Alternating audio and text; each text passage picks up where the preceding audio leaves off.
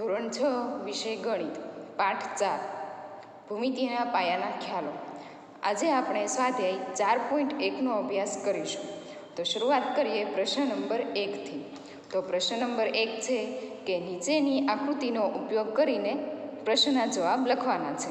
તો આપણને આ પાઠ્યપુસ્તકમાં આકૃતિ આપેલી જ છે, બરાબર છે. તમને પહેલાં મહત્ત્વના મુદ્દાઓમાં બિંદુ એટલે શું તે સમજાવેલું જ હતું અને બિંદુ વિશે તમે માહિતી ધરાવો જ છો. તો પ્રશ્ન નંબર 1 છે કે આકૃતિ જે આપેલી છે એમાંથી આપણે 5 બિંદુ લખવાના છે અથવા 5 બિંદુ દર્શાવવાના છે. તો 5 બિંદુ જોઈએ તો ભાઈ બી છે, અહીંયા ટપકું છે અને બી છે, તો એક એ બિંદુ થયું, આ બીજું ઈ, ત્રીજું ડી, ચોથું સી અને પાંચમું ઓ. તો આપણે લખશું કઈ રીતે? તો કે આપણને આપેલા 5 બિંદુઓ કયા કયા થશે? તો કે બી, પછી ઓ, સી, ઈ અને ડી. તો આપણા 5 બિંદુ આ થશે, બી, ઓ, સી, ઈ અને ડી. હવે આપણને એમ કીધું છે કે રેખા છે એ દર્શાવો, આકૃતિમાં આપેલી રેખા દર્શાવો. તો અહીંયાથી અહીંયા સુધીની જે છે એ રેખા આવશે. તો અહીંયા કયું બિંદુ છે? તો કે બી, અને છેલ્લું બિંદુ કયું છે? તો કે ડી. તો રેખા થશે બી ડી. પછી છે 4 કિરણો દર્શાવો.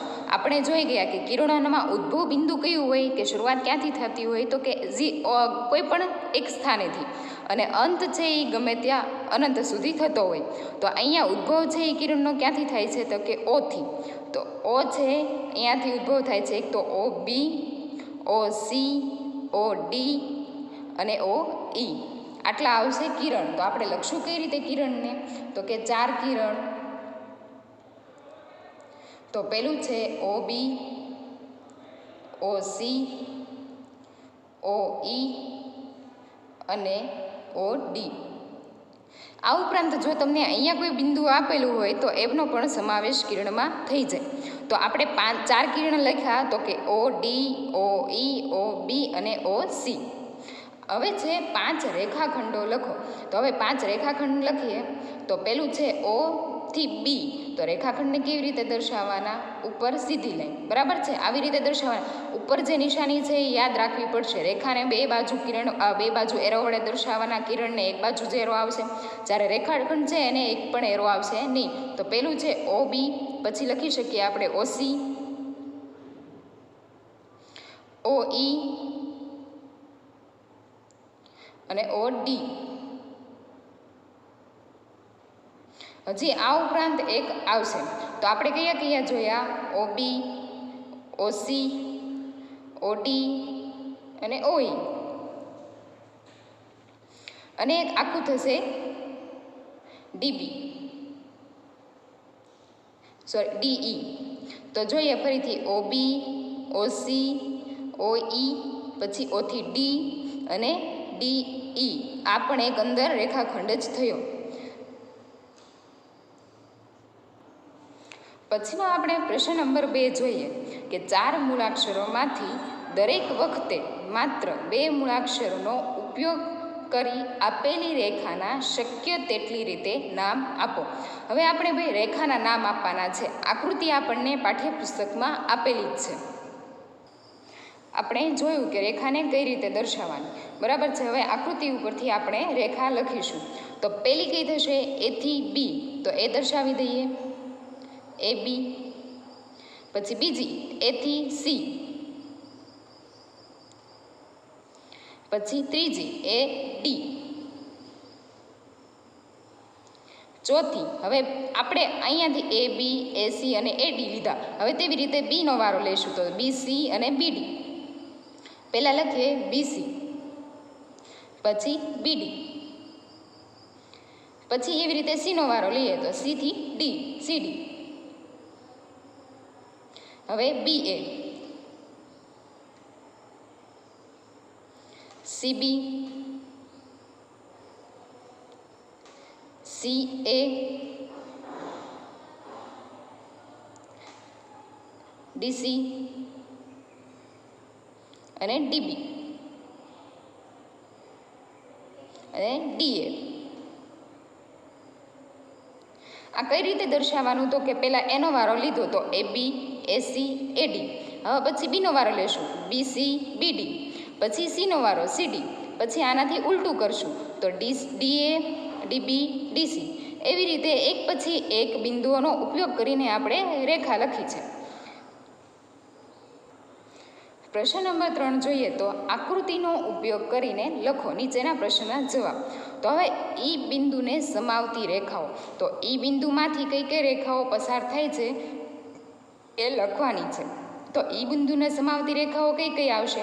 તો કે જો ભાઈ આ એક તો છે ઈ બિંદુમાંથી કઈ રેખા પસાર થાય છે? તો કે F વાળી, બરાબર છે. પછી અથવા તો AE છે, ઈ પણ ઈ બિંદુમાંથી પસાર થાય છે.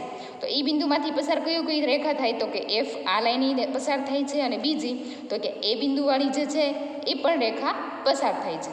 તો આપણે લખી શકીએ, જો પરીક્ષામાં પૂછાય અને આકૃતિ આપેલી હોય તો તમારે F જવાબ લખો, AE રેખા લખો અથવા AE રેખા લખો તો પણ ચાલે. તો પહેલો આપણે લખશું EF અથવા AE.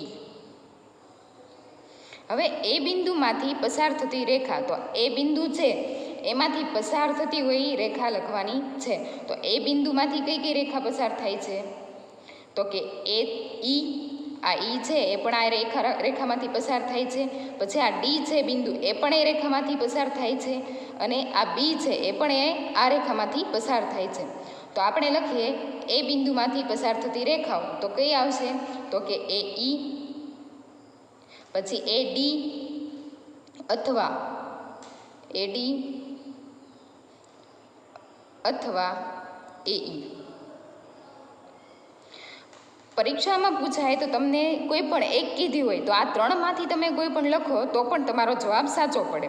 તો એ બિંદુમાંથી પસાર થતી રેખા કઈ આવશે? તો કે AB AD અથવા AE. ઓ બિંદુ જેમાં છે તેવી રેખા, તો ઓ બિંદુ કેમ અહીંયા છે, બરાબર? આ બાજુ ઓ બિંદુ છે, તો એમાંથી પસાર કઈ કઈ રેખા થાય છે જોવાનું છે. તો ઓમાંથી પસાર એક તો C થાય છે, બરાબર છે. તો શું આવશે? CO અથવા બી બિંદુ પણ ઓની રેખામાં જ છે એટલે અથવા OB. હવે છે એકબીજાને છેદતી હોય તેવી રેખાની બે જોડ લખો. તો એકબીજાને છેદતી હોય એટલે એકબીજાને ક્રોસ કરતી હોય તેવી રેખા લખવાની છે. તો AE અને CO આ બે જે રેખા છે એકબીજાને છેદે છે એટલે ક્રોસ કરે છે. તો AE અને CO. પછી છે AE અને FE, આ રેખા છે એ પણ એકબીજાને ક્રોસ કરે છે. તો AE અને EF. પ્રશ્ન નંબર 4 છે કેટલીક રેખાઓ પસાર થાય છે. તો હવે તમને પહેલો પ્રશ્ન એમ આપ્યો છે એક બિંદુમાંથી કેટલી રેખા પસાર થાય. તો એક બિંદુ આપણે દોર્યું, એમાંથી કેટલી રેખા પસાર થાય એ તમારે લખવાનું છે. તો એક બિંદુમાંથી આપણે કેટલી રેખા પસાર કરી શકીએ પહેલાં વિચારો તમે, બરાબર છે. તો હવે એક બિંદુ આપણે રાખ્યું, એમાંથી કેટલી રેખા પસાર થાય? તો હું જો દોરું છું તો આ એક રેખા, પછી આ બીજી રેખા, ત્રીજી રેખા, ચોથી. આવી રીતે જો એક બિંદુ આપેલું હોય તો આપણે એમાંથી અસંખ્ય રેખા પસાર કરી શકીએ. તો જવાબ શું આવશે આપણો? એક બિંદુમાંથી અસંખ્ય છે એટલે જેની સંખ્યા નક્કી ન થઈ શકે એટલી અસંખ્ય રેખાઓ પસાર થાય છે. હવે તમને એમ કીધું છે બીજા પ્રશ્નમાં કે બે બિંદુમાંથી કેટલી રેખા પસાર થાય. તો આપણે બે બિંદુ લખ્યા અને નામ આપી દીધા, બિંદુ A અને બિંદુ B. તો હવે એમાંથી કેટલી રેખા પસાર થાય? તો હવે એમાંથી આપણે પસાર કરવી હોય તો માત્ર એક રેખા જ પસાર થાય. શું કામ? તો કે અહીંયાથી પછી હું બે બિંદુ લેવાના છે એટલે આ બાજુ પણ રેખા ન દોરી શકું અને આ બાજુ પણ ન દોરી શકું. એટલે બે બિંદુમાંથી માત્ર એક રેખા પસાર થાય.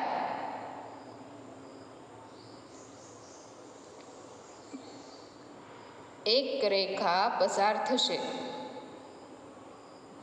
યાદ રાખવાનું, એક બિંદુમાંથી અસંખ્ય રેખા પસાર થઈ શકે અને બે બિંદુ હોય તો બે બિંદુમાંથી માત્ર એક રેખા પસાર થાય.